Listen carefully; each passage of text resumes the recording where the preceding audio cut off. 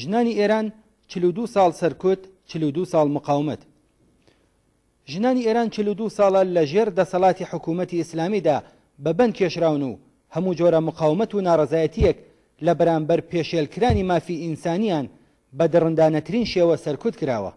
لە ڕاستیدا درێژەی بێمافی ژنان بۆتە سەمبولی ئیدۆلۆژیکی ڕژیمی ئیسلامی. بەڵام سەرەڕای هەمووی ئەوانە سەرکوت نەیتوانیوە ژنانی کۆمەڵگەی ئێران لە بەرامبەر ڕژیمدا ناچار بە تەسلیم بووم بکات. ئەوان ئەم سەمبولە ئیدۆلۆژیکەی ڕژیمیان بروەتە ژێر پرسیار و لەم ڕێگەیەدا لە گیانی خۆیان مایەیان داناوە. خەباتی ژنان دژ بە ڕژیم و یاساکانی، دژ بە سونەتی گیانسەختی پیاوسالاری کە کۆماری ئیسلامی هۆکاری مانەوە و پشتیوانیەتی لە ماوەی گشت ئەم ساڵانەدا بێپسانەوە درێژەی بووە و لە هەندێک بواردا کۆماری ئیسلامی ناچار بە پاشەکشە کردووە.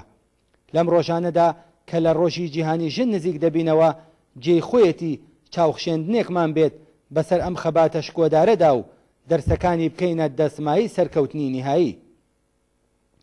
زیندانەکانی کۆماری ئیسلامی لە ماوەی چواردەی ڕابردوودا بۆ ژنانیش یەکێک لە مەیدانەکانی نەبەردی سەرسەختانە شۆڕژگێڕانە و گیانفیدایانە بووە. لە ماوەی ساڵەکانی دەی شەستی هەتاوی و بەتایبەت لە ساڵی 1367دا ئەشکەنجەدەرانی ڕژیمی ئیسلامی لاوانی شۆڕژگێڕیان لە کچانی تازەلاوەوە بگرا تا ژنانی 30 ساڵە بە مانای ڕاستەقینەی وشە سەلاخی کرد. بەڵام ئەو جەنایەتانەی کە لە ئەشکەنجەخانەکان و مەیدانەکانی سێدارە و گولەباران ئەنجام دەدران تێکەڵ بوون لەگەڵ قارەمانێتی و مقاومەت و هێزی ئیرادەی ژنان. دەستکەوتەکانی مقاومەت و دەرسەکانیان لە ڕێگەی گێڕانەوەی بیرەوەریەکانی زیندان و کتێب و نووسراوە بۆ نەسڵی خەباتکاری نوێ گوازراوەتەوە. زیندان و کۆمەلگا دوو جوگرافیا و ئۆرگانیزمی پێکەوە بەستراون. کەش و هەوای سیاسی و خەباتکارانەی هەردووی ئەم بوارانە لەسەر یەکتر کاریگەری دادەنێن. نەبەردی بەندکراوانی سیاسی ژن و لەوانە لاوانی تازەلا و ژنانی بە ئەزمون و ئارمان خواست یەکێک لە دیمەنەکانی ئەو مقاومەتە بوو کە بە پانتایی ئێران لە ئارادایە.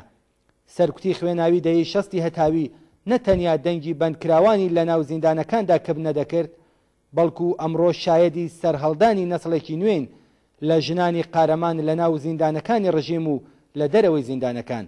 خەباتکارانێکی وەک سپیدە قولیان، زەینەب جەلالیان، گوڕۆخ ئیرایی، نەرگز محەممەدی، نەسرین ستودا، ئاتنا دائیمی، سەبا کوردەفشاری، مونیرە عەرەبشاهی، موژگان کەشاوەرز، یاسەمەن ئاریایی و دەیان کەسایەتی دیکە و هەروەها گروپ و ڕێکخراوەکانی وەک دایکانی خاوەران، دایکانی ئاشتی، دایکانی پارکی لالا هیوای ملیۆنان ژن و پیاون کە نەفرەت و تووڕەیی دژ بە کۆماری ئیسلامی لە دەرونیاندا پەنگی خواردووە.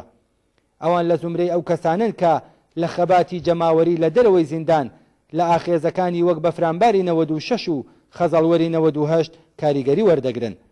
نامە و ڕەوایەت و هەواڵی ناڕەزایەتی و مقاومەتیان لە ناوەوەی زیندانەکان بڵێسەی هیوای گەیشتن بە ڕزگاری هەموو ڕۆژە زیاتر لە ڕابردوو لە دەرەوەی زیندانەکان دەگەشێنێتەوە.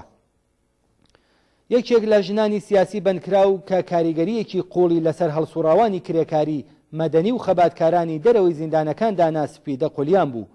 ناوبراو چالاکی مەدەنی و یەکێک لە مەحکوم کراوانی پەروەندەی ناڕەزایەتی کرێکاری هەفتەپەیە کە لە ئێستادا لە زینداندایە. ئەو لە کتێبی تیلاپیا خوێنی هورۆلغەزیم هەڵدەمژێ لە 19 ڕیوایەتدا بە وردی باز لە گرتوخانەی ئیتلاعاتی ئەهواز و زیندانی سپیداری ئەم شارە دەکات.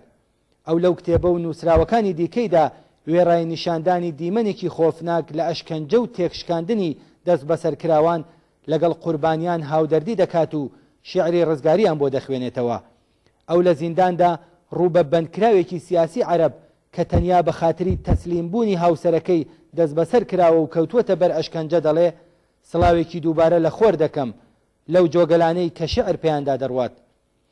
بەندکراوێکی سیاسی دیکە کە نەتەنیا لە ناو خەباتکاران و ناڕازیانی ئێرانی بەڵکو لە ناو ڕێکخراوەکانی مافی مرۆڤ و مرۆڤدۆستی جیهاندا ناوبانگی هەیە زەینەب جەلالیانە. ناوبراو تەنیا بەندکراوی سیاسی ژنە لە ئێراندا کە حکمی زیندانی هەتاهەتایی بەسەردا سەپاوە. زەینەب هەتا ئێستا 14 ساڵی زیندان بەبێ یەک ڕۆژ مەرەخەسی تێپەڕ کردووە. ئەشکەنجەدەران لە ماوەی ئەو 14 ساڵەدا کە بێگومان ساتەکانی یەکجار سەختتر لە ساتەکانی دەرەوەی زیندان تێپەڕ دەبێت شەو و ڕۆژ هەموو ژۆر ئەشکەنجە و بەڵێنیەکی درۆینیان لەسەر تاقی کردوەتەوە و تا تۆمەتی ساختەی خوێن ڕژانی ئیدارەی ئیتلاعات و سپا قبول بکات. بەڵام ئەم ژنە تێکۆشەر و خۆشناوە ئەشکەنجەی دەستەیی و دەرونی بەگیان وەرگرتووە و تاکتیکی پاسەوانانی زیندانی وشیارانە پوچەڵ کردوەتەوە. زستانی ساردی ساڵی 1396 هەتاوی زەینەب جەلالیان لە نامەیەکدا لە زیندانی خۆیەوە بووە بۆ گوڕوخی ئیرایی و ئاتێنا دایمی نووسی سڵاو لە مرۆڤی ئازادی بەندکراو. من هاواری ئازادیم لە پشت دیوارە ئەستور و مێڵە سارد و سامناکەکانی زیندان. هاوڕێیانی لە گیان خۆشەویسترم، گوڕوخ و ئاتێنا و هەموو ئەو کەسانەی کە منتان لەبیر بوو. من دەنگی ئێوەم لە پشت دیوارە سامناکەکانی زیندانەوە بەباشی گوێ لێ بوو و ئەم دەنگە بۆ من خۆشترین دەنگی کاینات بووە. دەنگی ئێوە بۆ من و بیرهێنەرەوەی کێوە بەرز و سەربڵیندەکانی نیشتیمانم بوو و ئەوە بە بایەخترین دیاریەک بوو کە لە ماوەی 10 ساڵی ڕابردوودا لە زینداندا بە من گەیشت بێت. وەک شاعیر وتی هاواری من بێ وڵام نییە، دڵی پاک و زوڵاڵی تۆ وڵامی هاواری منە، بەرخۆدان ژیانە. هەڵبەت سپیدە و زەینەب جەلالیان دوو قارەمانی بەندکراوی سیاسی تەنیا نمونەیەکن لە دەیانژنی بەندکراوی سیاسی کە لە ناو ئاسەواریان لە ناو جەماوەری ئێران و تەنانەت هەندێک جار لە ئاستی جیهاندا ناسراون و بوونەتە هیوای جەماوەری خەڵک. خەباتی ئەم تێکۆشەرانە بەشێکە لەو خەباتە ڕوو لە گەشەیەی کە هاوشێوەی کانی پڕئا و زوڵاڵ تینوانی ڕێگەی ئازادی و ڕزگاری لە چنگ حکوومەتی سەرمایەداری ئیسلامی تێراو دەکات.